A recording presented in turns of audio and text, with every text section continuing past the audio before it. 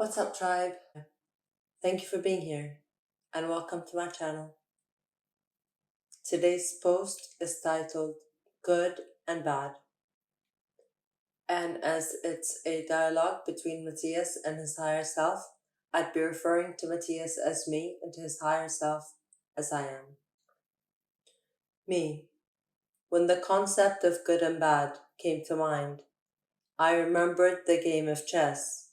I remember I had a friend in childhood who, when we played, always wanted to be the whites because he considered them the good guys. Today we still say white adjectives for good concepts and black adjectives for bad. Charge in black, black market. I see everything very black. And when we refer to the good ones, we say charge in white. It's an easy target. Whitewash the situation. And many times I have heard people who, with the intention of not being racist, make the great mistake of calling blacks non-white people, so as not to offend them, believing that not saying black will make them whiter, which is even more racist. Sometimes, remembering those chess games, I look at life and it is as if everything is a chess game, all trying to fight with the opposite, in a battle between good and bad, between black and white, women and men, scientists and spirituals, ignorant and knowledgeable, right and left, rich and poor. And each one is a piece, some seeking to destroy the opponent. Others try to dodge him. Each one is his little square box, trying to always be on the same color so as not to change perspective. And with the slightest change, you may find yourself at risk. It is as if going through life is trying to survive morality. In addition, we are in the era of politically correct, which instead of calling for more unity and respect, the only thing that has achieved is to separate us even more into groups, elites, communities. I am the human, like plants and animals, has always seen life as a struggle, the battle for subsistence and expansion. He has found, in defending his own, a way of protecting himself and ensuring his life. Seen from this perspective, they will all be enemies, until proven otherwise. Advancing through known territory, through those places where people think alike, makes us feel safe, stable. And each movement must be previously thought through with great care, because in every corner change can turn into death by the enemy. Thus, the search for well-being designs all kinds of antinomies, antipodes, antagonists, enemies, in order to be prepared for any situation. The chief of the tribe carries the rod with which he marks the ground, with which he touches the ground to see its stability, with which he makes the first blow at the first danger that arises. Thus, good measures security against evil. Me, with what rod do you measure? I have heard that expression. I am the boss's rod. The baton is what determines the danger, but before it appears, because you cannot solve the evil when it happens. You must anticipate it. generate the possibility before and be ready for when it happens. This generates a scale of values on what can be good and what can be bad, and it is the yardstick that measures it. The phrase became popular during the Spanish Empire as the rod was the unit of measurement in ships, commerce, and construction. But human culture designed another rod, that of morality. Me. Morality is a great guide and a great prison at the same time. I am moral is of Latin origin, from the word morus, which means living in the same place, which gives rise to the words dweller and dwelling, and is used in the sense of everything that is accustomed, which is fixed, repetitive, is held in the same place, sedentary. Morality is a way of defining a scale of values that do not change, that are sustained over time in relation to a specific culture or place. Me. So the rod will change depending on where it's placed. I am. Exactly. Moral is not an objective, but a fully subjective indicator of a group in a specific time and space. Me. So, how do I know what is good and what is really evil? I am. Good and good are words originated from the Latin bonus, which in turn comes from Dionys, the name by which he who seeks an enemy was known. Me. Wait. How?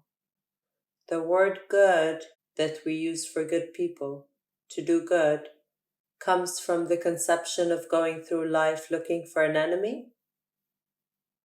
I am. How else would you know that you are the good fate? Me. It makes sense. I am. There is no good without evil. Has no sense. For this reason, good looks incessantly for an enemy to blame for its circumstances. Me. What about evil? I am. Evil, in most cultures that use this word, refers to sin, error, conflict, all related to Christian roots. In both Greek and Latin languages, the word mal, malo, mel, male, melo, mela, mel, mala, are all related to apple, the forbidden fruit, the fruit of original sin, of evil on earth, of everything evil, the lies, the deceptions, the blasphemous, the useless, the sin. All this is related to the story of the apple and the tree of knowledge, from which the serpent, the devil, gave his fruit to the woman, Eve, the bad, evil. Thus, good arose to fight evil, which did not exist before. Our conceptions of evil is related to an educational concept, eating from knowledge, doubting, breaking the rule, going beyond the norms, destroying morals, that is. Me. So the concepts of good and bad that we have are totally wrong. They don't exist as such. I am. At least, there are no those that your culture considers good and bad. For the Saxon languages, bien, good, comes from the Indo-European ged, which means unite, fit together. That is to say that the good is that which is harmonious, that connects things, that makes them form part. On the other hand, the word bad, comes from the word bield, which means hermaphrodite, any concept that has to do with the unnatural, with what is considered outside of what is established by God, effeminate, depraved, are the concepts that gave rise to this verb, me. So the evil for Saxons and Anglo-Saxons is that which is not defined by man or woman, homosexual, which breaks the natural law, thus giving the word the posterior meaning of everything that goes against the real law of things, a word that would clearly look horrible to use today. I am, because morale has changed. What it meant bad in the Middle Ages is no longer so for the contemporary age, just as it happens the other way around as well. The concept of fitting into something, taken as something good, implies that for something to be in the law of good, it cannot be different from the rest. It must be the same. And if it is divergent, it is bad. To your question, what is bad and what is good? The answer is, it depends on where, when, and who. Me. But that is a bit chaotic because a murderer or a tyrant could say that what they do is right and whoever tries to help others is wrong. I am. It can't.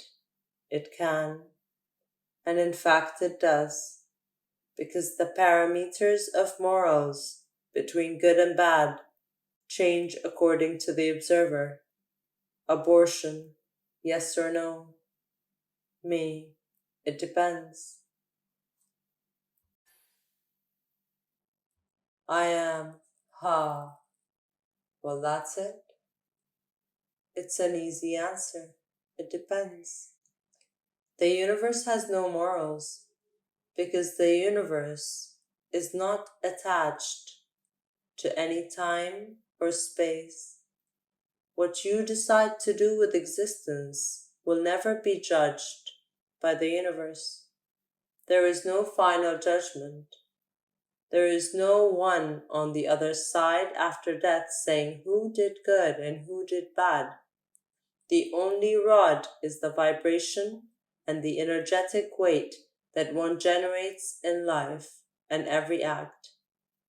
The only rod that looks at good and evil is the consciousness of an individual in a specific time and context. Morality is an illusion. Why judge a murder but not an abortion? Why ban an abortion and allow a war? Maybe this question will take days because the duality of good and evil is something eternal. I am. It can't take days to argue about something that doesn't have truth. In what way? I am. The great discussions for human morality only create greater conflicts because what is defended today perhaps will be irrelevant in the future. What is seen as normal today perhaps in the future will be an atrocity. Just as what is a fight today, tomorrow it will be absurd to fight for the obvious. So I wouldn't waste time trying to identify what is right and what is wrong. And what would we do? I am. Understand good and evil as social tools of harmony between the parties, not as parameters of measurement of the being. The error is to defend positions when in reality it is necessary to solve problems, not philosophies.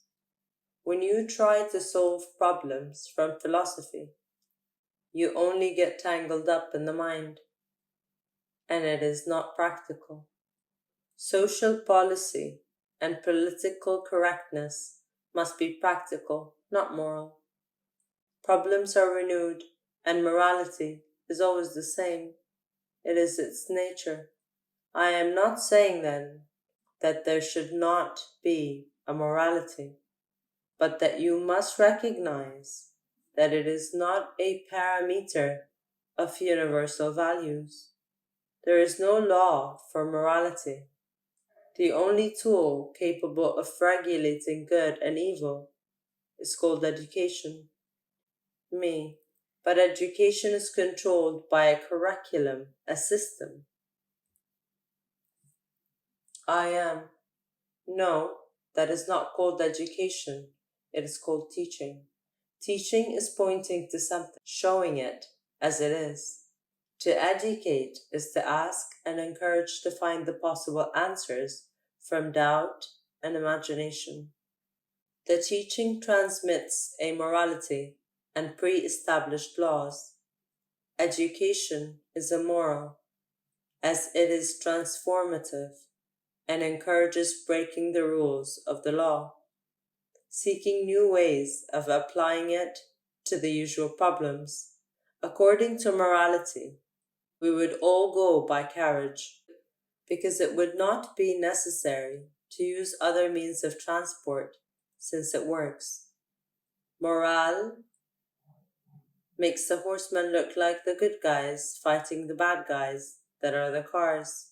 And the cars look like the good guys because they bring something new and better than the carriage, and so on. Today, those in cars are the bad guys.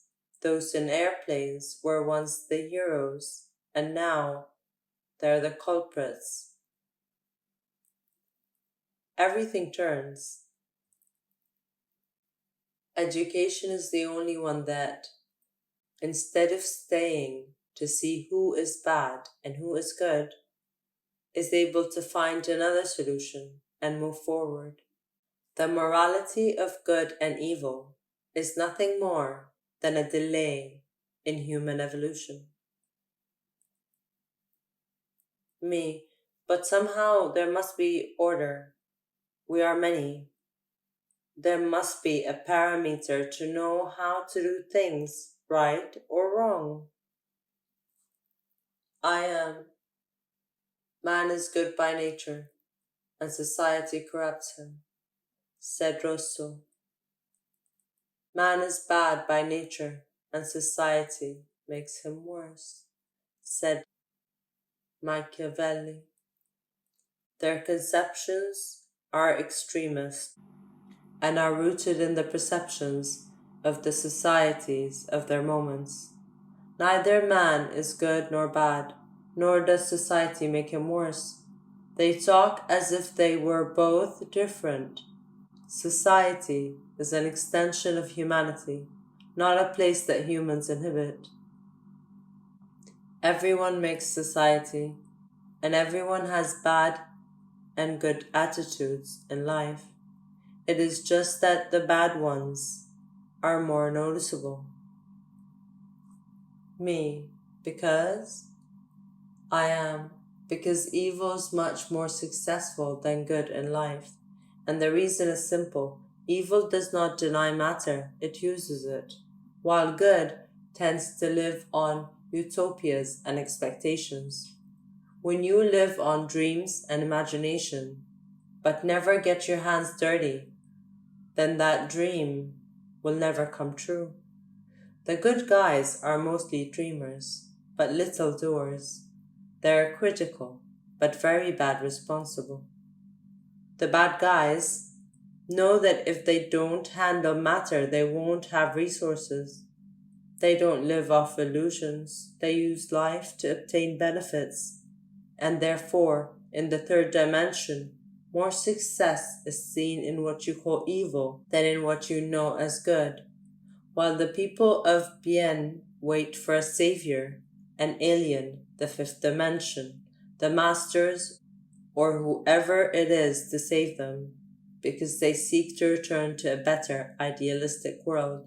The vast majority of human persons living in the shadow work, apply, manifest without ceasing. The one who has been ignoring life has been the good. The one who has turned his back on the earth has been the good. Is it the fault of what you call devil, having settled in a deserted land when no one was there to manifest his presence? Me. Yes, I understand. Those of us who claim to be the good guys in the film we don't capture, we only dream. And we need to act. But how to act without having to enter the struggle or the duality of good and evil? I am solving problems without looking to blame. Try it. It seems impossible, but it can be done. As we said, good seeks an enemy, and evil seeks to change the rules of the game. Thus, when you become a revolutionary of light or good, in reality, you are evil, changing the morality and normality of life. From the eyes of many, your work is of the devil. It is evil. You are a sect leader who cheats, lies, steals money, and who knows what else you intend to do. Maybe you work for reptilians or the Vatican. And from the eyes of others, it will be the opposite. You will be the good one, and the others the bad. So who is right? Me. What does he do? I am, exactly. The one who solves problems, the one who manifests tools. Neither will be right, as they are only perspectives. Good and evil are not judged by anyone's birth or essence, nor by philosophy, ideology, culture, religion, sex, or race. Good reminds us of the importance of coming together to protect and improve ourselves. And evil reminds us that not always it must be done in the same way, and that we must constantly change our values. Therein lies the unity of this powerful duality. Me. And how do you judge the good or the bad that someone does? What is the social yardstick to measure this? I am. There is no book that can tell you who did good and who did evil, but there are indicators. The question from the body would be, does it go against the life of other living beings? The question of the soul will be, does it damage the emotional integrity of another person? And the question of the spirit would be, does the free expression of thought and word of others oppress?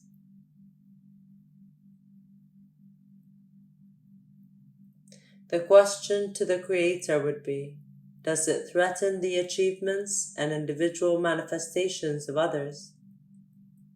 If the answer to one of these is yes, the individual could be interpreted as being out of harmony. Thus, it is known that it can be judged through an exhaustive process of education. Me. I understand then that morality is what constitutes me here and now, to live in harmony, and that it flows and changes as my here and now changes. I must therefore be flexible and promote education as a way of balancing good and evil. I am. And remember that both are necessary to each other, because evil is the one who comes to remind the good that it must change, and the good comes to remind the evil that it is necessary to find harmony in the transformation. Me, I free myself from the struggle between good and evil, and I launch myself into a constant, balanced transformation.